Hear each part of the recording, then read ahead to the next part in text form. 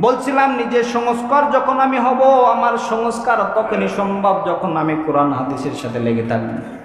আমার সংস্কার তখনই সম্ভব, কোরআন আমি পড়তে জানি না, হাদিস আমার জানা নাই, কালিমা শুদ্ধ নাই, দিনের মাসলা মাসাইল ফরজ ওয়াজিব আমার জানা নাই। জানতে হবে কার কাছ থেকে? আলেম ওলামা যারা আছে তাদের কাছ থেকে। আলেম ওলামার কাছে কখন যাব? যখন তাদের প্রতি ভক্তি আমার থাকবে। এমন জায়গায় নিজেকে দাঁড় করিয়ে ফেলেছি, আলেম ওলামাকে আমার বিরুদ্ধে আচরণ করছে। কিভাবে সম্ভব এটা? একজন মানুষ 40 বছর যাবৎ নামাজ পড়ছে, কারো 20 বছর, কারো 30 বছর, 27 বছর যাবৎ নামাজ পড়তেছে, অথচ সূরা ফাতিহা ঠিক না জানেও না। নামাজ পড়ে এমন অবস্থা, আমার ব্যক্তি কথা বলছে, জিজ্ঞাসা করেছে, ভাই নামাজ পড়েন? চাচা নামাজ পড়েন। কি দিয়ে নামাজ পড়েন? কালিমাটা বলেন, জানা নাই। তাহলে নামাজ পড়েন, 5 ওয়াক্ত নামাজ জামাতের সাথে আদায় করেন, কিভাবে পড়েন? সুবহানাল্লাহ সুবহানাল্লাহ সুবহানাল্লাহ সুবহানাল্লাহ নামাজ পড়ছে। সুবহানাল্লাহ সুবহানাল্লাহ আলহামদুলিল্লাহ লা ইলাহা ইল্লাল্লাহ, এটা নামাজের সূরত? কত কয় না নামাজের সূরা এটা? অথচ নামাজ পড়ছে, শিখার কোনো আগ্রহ নেই। এই টাইপের লোক এসে আলেমদেরকে দিন শিখায়। এই জাতি কবে বুঝ আসবে? কবে বুঝ আসবে এদের?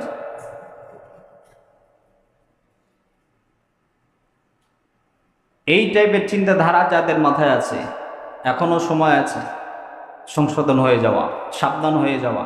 দুনিয়ার জিন্দিগির 60 বছরের 40 বছর তো পার করে দিয়েছি, আর কয় বছর বাঁচুন? 20 বছর।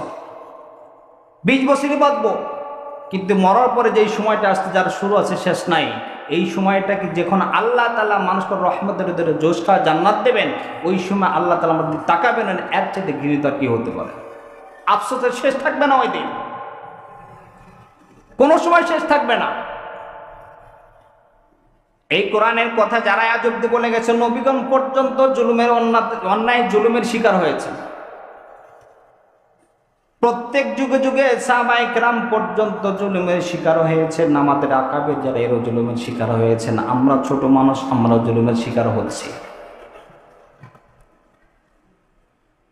আল্লাহর কাছে দোয়া করি এমন একটা দেশ আমরা চাই, যে দেশের ভিতরে আলেম ওলামাদেরকে সর্বোচ্চ মর্যাদা দেওয়া হবে, বলেন আমিন।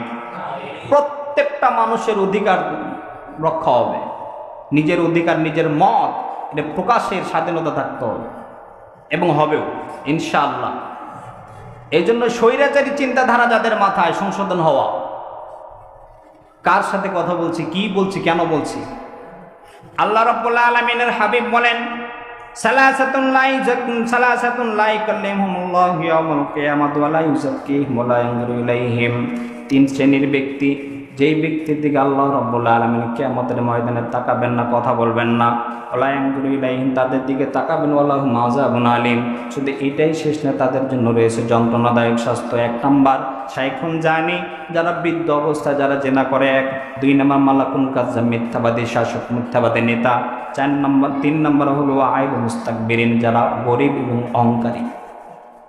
গরিব এবং অহংকারী। আরেক হাদিসে হযরত আবু হুরায়রা থেকেই রয়াত, হযরত আবু হুরায়রা বলেন, 5 শ্রেণীর মানুষ এমন আছেন, যেই 5 শ্রেণীর মানুষের দিকে আল্লাহ রাব্বুল আলামিন তাকাবেন না, তাদেরকে পবিত্র করবেন না, তাদের সাথে কথা বলবেন, ওয়ালাহুম আযাবুন আলীম, তাদেরকে যন্ত্রণাদায়ক শাস্তির ভিতরে আল্লাহ তাআলা পাকড়াও করবেন।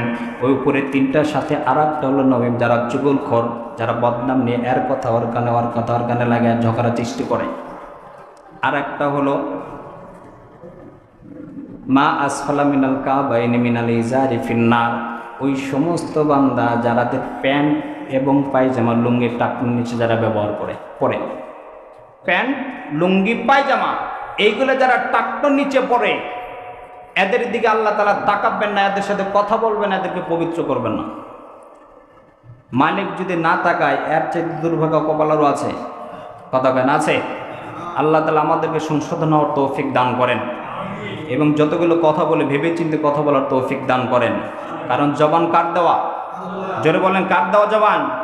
এটা আমাকে দিয়েছে আমানত হিসেবে। এই জবানের কীভাবে ব্যবহার হবে, ব্যবহার করবে, প্রত্যেকটা কথার হিসাব আল্লাহর কাছে দিতে হবে, প্রত্যেকটা কথারই। আল্লাহ তাআলা আমাদেরকে বুঝদান করেন।